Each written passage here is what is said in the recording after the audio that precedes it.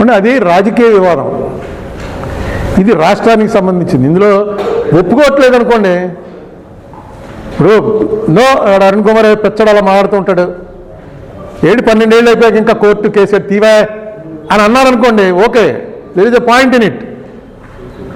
వీళ్ళు ఒప్పుకుంటున్నారు, చేయట్లేదు.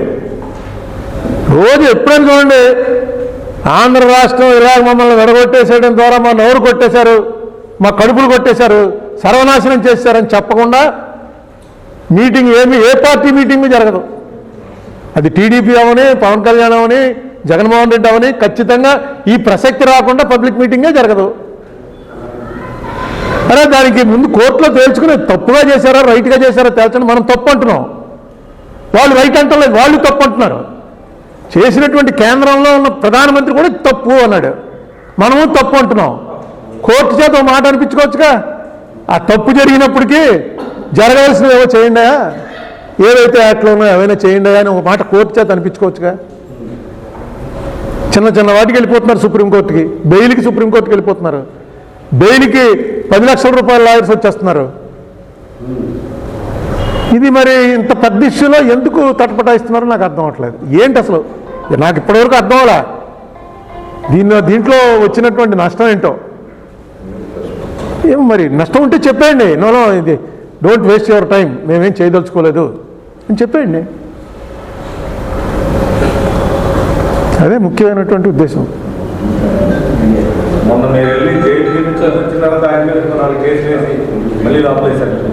నేను చూడడం వల్ల అంటావా? నా మీద అంత కక్ష.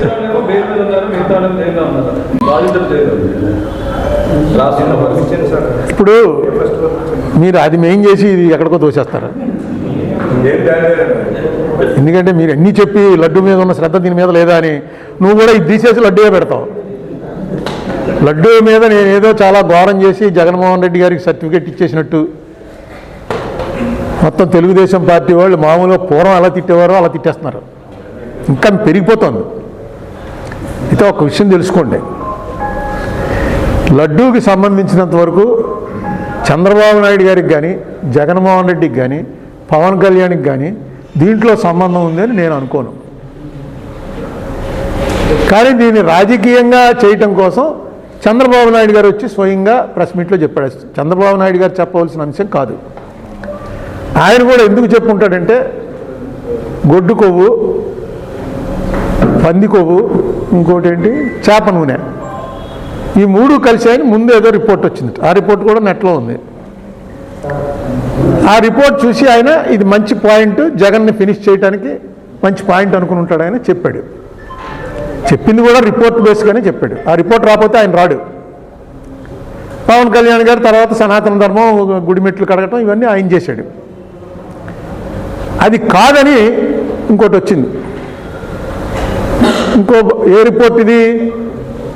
కోర్టులో ఫైల్ చేసినటువంటి ఛార్జ్ షీట్లో రాసిన రిపోర్ట్. నేను అది చదివి వినిపించాను. ఆ చదివి వినిపించడంలో కూడా కొంచెం నీరసంగా ఉండి అసలు ముందు మాట చెప్పలేదు. నేను చెప్పాను, ఇంగ్లీష్లో చదివాను, దాని అర్థం చెప్పలేదు. ఏంటి? In the absence of cholesterol. ఏమని రాశాడంటే, in the absence of cholesterol ఇవి ట్రేస్ లార్డ్ కానీ ఫిష్ ఆయిల్ కానీ ఇవి ట్రేస్ అయ్యేటువంటి అవకాశం చాలా తక్కువ అని ఇచ్చాడు. In the absence of cholesterol అంటే అర్థం ఏంటి? అసలు కొవ్వే లేనప్పుడు అది గొడ్డు కొవ్వ, పంది కొవ్వ, చేప నూనె అని చెప్పేసి కనిపెట్టడం అనేది చాలా కష్టం అని. అసలు కొవ్వే లేదు, ఇదంతా కూడా పామాయిలో ఇంకోటో కలిపి 400 పేజీల, సుమారు 400 ఉందనుకుంటాను ఛార్జ్షీట్లో. కల్తీ అవ్వలేదని అక్కడ చెప్పలా, కల్తీ అయ్యింది. ఆ కల్తీ ఏంటి? అసలు నెయ్యలేదుట, నెయ్యలా తయారు చేసేట. ఆ తయారు చేయడానికి నెయ్యి వాసన రావడానికి నీ దగ్గరికి వచ్చి కొన్నాడు, అది పెట్టారు వాళ్ళు. ఛార్జ్షీట్ చాలా డీటెయిల్గా వేశారు. అలాగే ఆ నెయ్యి ఎలాగా దానికి దాని ఏమంటారు ఫ్లేవరు, దానికి ముట్టుకోగానే నెయ్యిలో జిడ్డు తగలడానికి ఏదో ఒకటి వాడాలి. అదేమో కలకట్టాలో పలానా అప్పారావు అన్నవాడి దగ్గర కొన్నారు 210 కోట్లకి, వీడి దగ్గర 170 కోట్లకి ఇది కొన్నారు. ఇవన్నీ కూడా ఛార్జ్షీట్లో రాశారు. రాసి ఇందులో కొవ్వు మాత్రం కలిపారు అన్నది లేదు అన్నారు. ఆ కొవ్వు కలిపారని లేదన్నదానికి నా మీద కోపం వచ్చింది. ఆ తిట్లన్నీ సిబిఐ వాళ్ళకి చెందుతాయి, లేకపోతే ఆ రిపోర్ట్ ఇచ్చిన వాడికి చెందుతాయి. నేను ఎందుకు అన్నానంటే ఆ మాట నాకు పెద్ద ఉపశమనం వచ్చింది. నేను తిరుపతిలో ఎన్నిసార్లు గుండు చేయించుకున్నానో నాకు గుర్తులేదు. అన్నిసార్లు నేను తిరుపతి వెళ్ళినప్పుడల్లా ఆల్మోస్ట్ గుండు చేయించుకుంటాను. తిరుపతి లడ్డు అంటే ఈ మధ్య ఒక 30 ఏళ్ళ నుంచి ఆల్మోస్ట్ ఎవ్రీ వీక్ ఎవరో వాళ్ళు పట్టుకొచ్చి ఇస్తుంటారు. తిరుపతి లడ్డు మాత్రం చాలా స్వార్థంగా వీలైనంత నేనే తినేసి పక్కన ఎవడని ఉంటే చిన్న మొక్క పెడుతుంటాను. ఆ లడ్డు మీరు కూడా చాలామంది అదే టేస్ట్, అది ఎవరో వదిలిపెట్టం. దానికి ఉన్నటువంటిది నేను చిన్నప్పటి నుంచి తింటున్నట్టు నాకేం పెద్ద టేస్ట్ మారినట్టు అనిపించలే. సరే, మొత్తానికి కల్తీ జరిగిందన్నారు. కల్తీ జరిగిందన్న దాని మీద మీరు సాటిస్ఫై అవ్వకుండా పందికోవు గొడ్డుకోవు కలవలేదన్నారు, నా మీద కోపడిపోతే ఎలాగా అన్నమాట. అది చాలా రిలీఫ్, నాకే కాదు వైసీపీ వాళ్ళకి చాలా రిలీఫ్. ఎందుకంటే ఎక్కడ పోతారు, గొడ్డుకోవు పందికోవు తీసుకొచ్చి కలిపేవాడు ఎవడని ఉంటాడండి?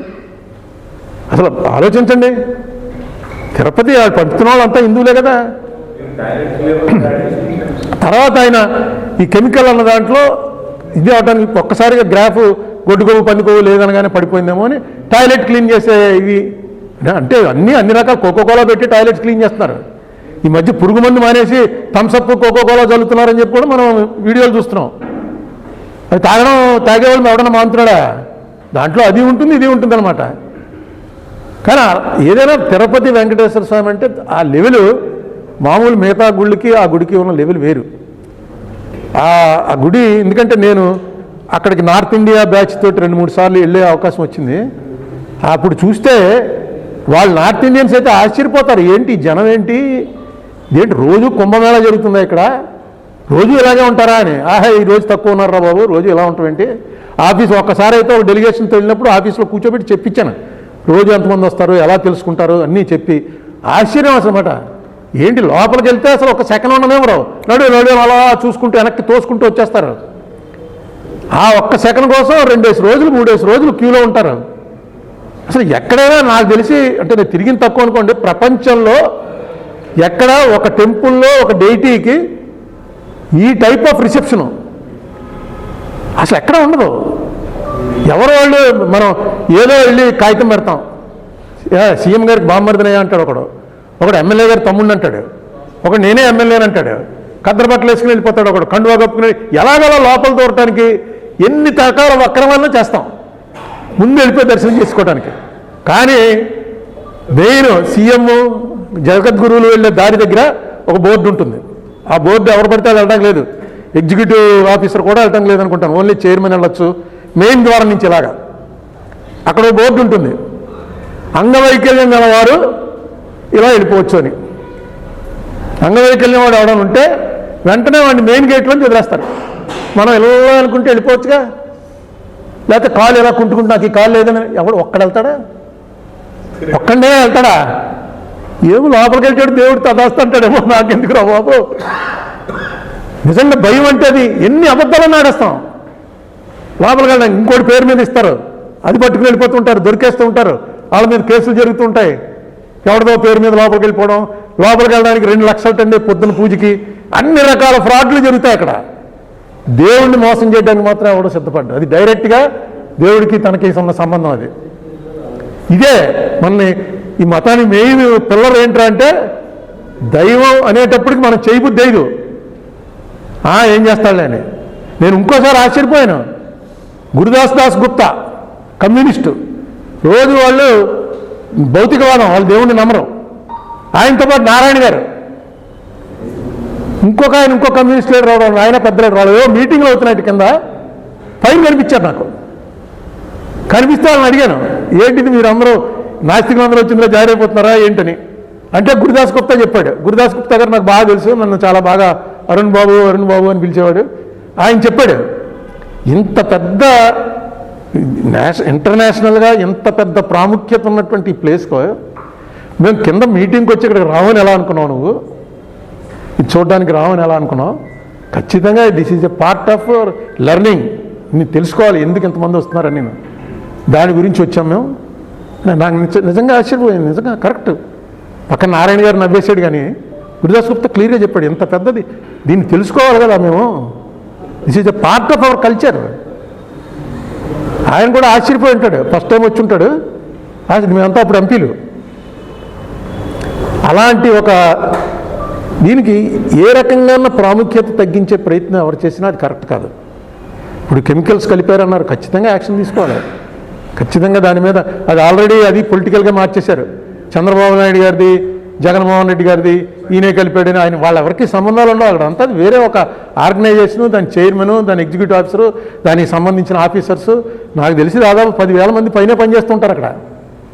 దాని బడ్జెట్ ఏంటి, ఆ గొడవ ఏంటి అసలు? అది వెంకటేశ్వర స్వామి నడుపుతున్నాడు తప్ప మామూలు వాళ్ళు ఎవరు నడపలేము.